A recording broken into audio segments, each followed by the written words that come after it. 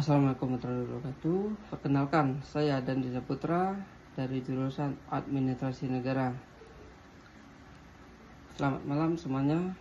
Siapa yang di sini merasa gajinya cuma numpang lewat? Ya, buka rekening, saldo tinggal gopek. Ya, sama seperti saya. Kita ini generasi yang luar biasa, generasi yang melek teknologi dan mempunyai vibe yang sangat kuat. Tapi ada satu vibe yang sangat dominan, yaitu vibe butuh healing. Healing di zaman sekarang itu apa?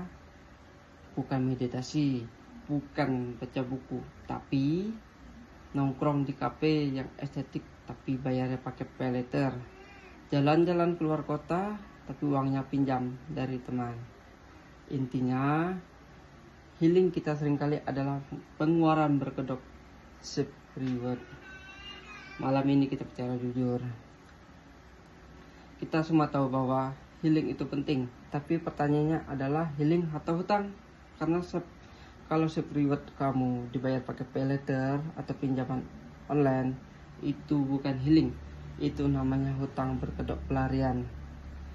Malam ini kita akan bongkar realitas dan mencari tahu bagaimana caranya kita bisa healing, tapi dengan ending yang tidak pusing karena lilitan hutang. Kita harus melihat data. Ini bukan lagi asumsi atau ocehan orang tua. Ini data dari Otoritas Jasa Keuangan. Kalian tahu Gen Z dan milenial menyumbang 37% dari total kredit macet pinjaman online. Lebih dari sepertiga yang gagal bayar itu adalah kita. Ini bukan lagi sekedar kasus per kasus, ini adalah krisis utang generasi yang nyata. Kenapa kita mudah gagal bayar? Coba lihat data ini lagi. 54% Gen Z menggunakan pay later untuk traveling dan hiburan, sementara milenial yang lebih tua sedikit menggunakannya untuk tagihan bulanan.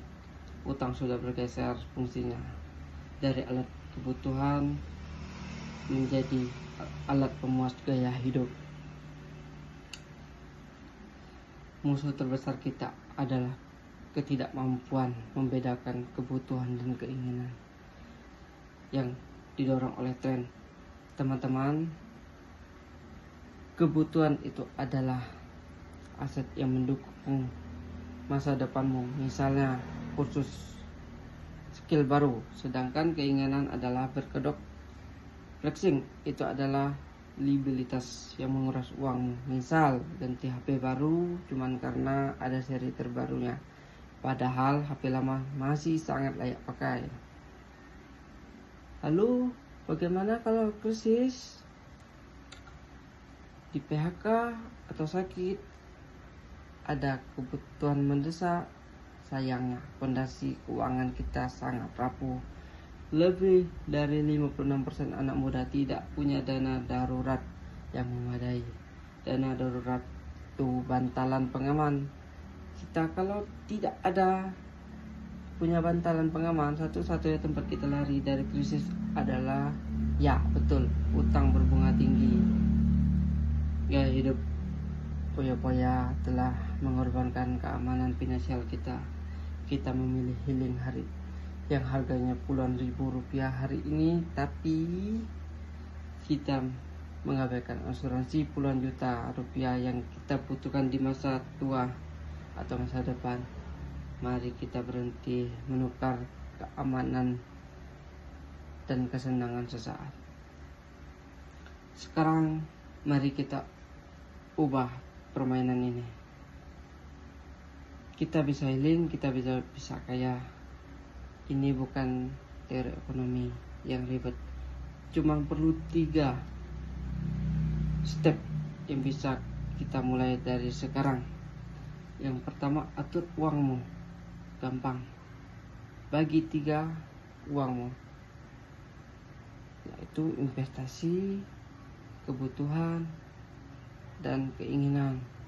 Sisakan 10% untuk investasi, sisa selebihnya baru untuk keinginan dan kebutuhan. Yang kedua, mulai investasi Jangan tunggu kaya baru investasi. Investasi itu bukan cuman buat orang kaya.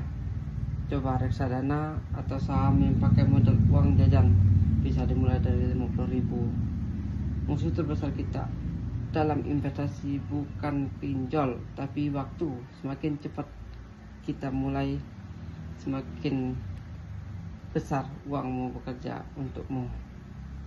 Yang ketiga, filter pengeluaran. Sebelum kamu cek pay later atau beli kopi mahal, berikan waktu 3 detik. Tanyakan, ini adalah item yang worth it untuk 3 bulan ke depan atau tidak? Kalau tidak, ya jangan beli. Simpan uangmu untuk investasi.